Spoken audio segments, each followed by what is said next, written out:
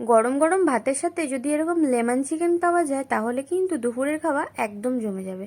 তো কিছুই না, সামান্য কিছু উপকরণ দিয়ে কিন্তু তোমরা বানিয়ে নিতে পারো এরকম ভিন্ন স্বাদের লেমন চিকেন। তো সেটা আমি কি করে বানালাম সেটাই আজকে তোমাদের সাথে আমি শেয়ার করব। তো আমার রান্নাটা কিন্তু একদমই ইউনিক। তো এখানে দেখো, লেবুর হাফ অংশটা কিন্তু আমি এই চিকেনের সাথে খুব ভালোভাবে মাখিয়ে নেব। আর এটা কিন্তু প্রায় আধ ঘন্টা মতো আমি রেস্টে রেখেছিলাম। তো তার মধ্যে দিয়ে দিয়েছিলাম আমি কিছুটা নুন, আর দিয়ে দিয়েছিলাম কিছুটা হলুদ, আর ছিল লঙ্কার গুঁড়ো। তো সমস্ত দিয়ে কিন্তু ভালোভাবে আমি এটাকে মাখিয়ে রেস্টে রেখেছিলাম প্রায় আধ ঘন্টা মতো। এই রান্নাটার স্পেসিফিক যেটা হচ্ছে সেটা হচ্ছে এটা কিন্তু পুরো বাটা মশলায় তৈরি হবে চিকেনটা, আর খেতে কিন্তু দারুণ লাগে পরোটার সাথে বা ভাতের সাথে। তো এখানে দেখো আমি দিয়ে দিয়েছিলাম একটা বড় এলাচ, একটা ছোট এলাচ, আর হচ্ছে একটা জায়ফল, আর হচ্ছে দারচিনি। সমস্ত এই গোটা মশলাগুলি আমি দিয়েছি, দিয়ে কিন্তু খুব ভালোভাবে আমি চিকেনটাকে ফ্রাই করে নেব। তো তোমরা কিন্তু চিকেনটাকে ভালোভাবে ফ্রাই করে নেবে। অনেক সময় কি হয় না, একটা আষ্টে গন্ধ থাকে, তো সেটা কিন্তু এইভাবে যদি তোমরা গোটা মশলার সাথে যদি এইভাবে মাংসটা ভালোভাবে ভেজে নাও, আশা করি থাকবে না।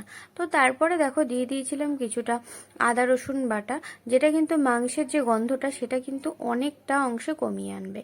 তো তারপরে কিছুক্ষণ নাড়াচাড়া করার পরে দিয়ে দিয়েছিলাম হচ্ছে পেঁয়াজ বাটা, কারণ এই রান্নাটা কিন্তু পুরোটাই বাটা মশলাই হবে। আর এটা কিন্তু স্ট্যান্ডিং টাইমে ওই 50 মিনিট, মানে ওই ধরো 1 ঘন্টা মতো রেখে দিতে হবে। তো তারপরে দেখো দিয়ে দিয়েছিলাম কিছুটা আদা, আর হচ্ছে একটু নারকেলের দুধ, আর এদিকে ছিল একটু কাঁচা লঙ্কা, টমেটো বাটা, আর দিয়ে ভালোভাবে একটু কষিয়ে নেব। তার মধ্যে আবারও দিয়ে দিয়েছিলাম কিছুটা লঙ্কার গুঁড়ো আর হলুদ গুঁড়ো, দিয়ে ভালোভাবে কিন্তু এটাকে কষিয়ে নেব। এটা কিন্তু কোনো রকম গোটা মশলায় তৈরি হবে না, পুরোপুরি বাটা মশলায় রান্না হবে, আর পুরো এটা ঢেকে রান্না করতে হবে, ব্যাস। আর দেখো লেবুর মাঝখানের অংশটা বলেছিলাম আগেই যে কাজে লাগবে। তো দেখো এটা কিন্তু মাঝখানে দিয়ে চারপাশ দিয়ে একটু তেজপাতা দিয়ে দিয়ে এটা জাস্ট রেখে দিতে হবে। আর কিন্তু কোনো কাজ নেই, শুধু মাঝে মাঝে এসে একটু এদিক ওদিক করে নেড়ে ছেড়ে দিলেই কিন্তু তৈরি হয়ে যাবে। আর এই লেবুটা দিলে কি হয় না, মাংসটা কিন্তু অনেকটাই সফট করে দেয়।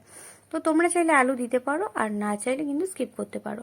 যেহেতু আমি একটু আলু ভালোবাসি, তাই জন্য কিন্তু আমি আলুটা অন্য জায়গায় ভেজে নিয়ে ওপর দিয়ে ছড়িয়ে দিয়েছিলাম। এতটা এটি খেতে ভালো হয়েছিল কি আর বলবো, আমার এখনো জিভে জল চলে আসছে। তো কালকে খেয়েছি, তো তোমাদের সাথে শেয়ার করতে একটু দেরি হয়ে গেল।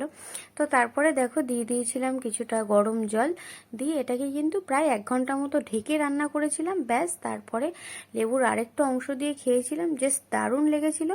তো ভিডিওটা কেমন লাগলো অবশ্যই জানিও, বাড়িতে এরকম বাটা মশলা লেমন চিকেন তৈরি করো আর আমাকে জানিও। বাই বাই, নেক্সট ভিডিও নিয়ে আবার দেখা।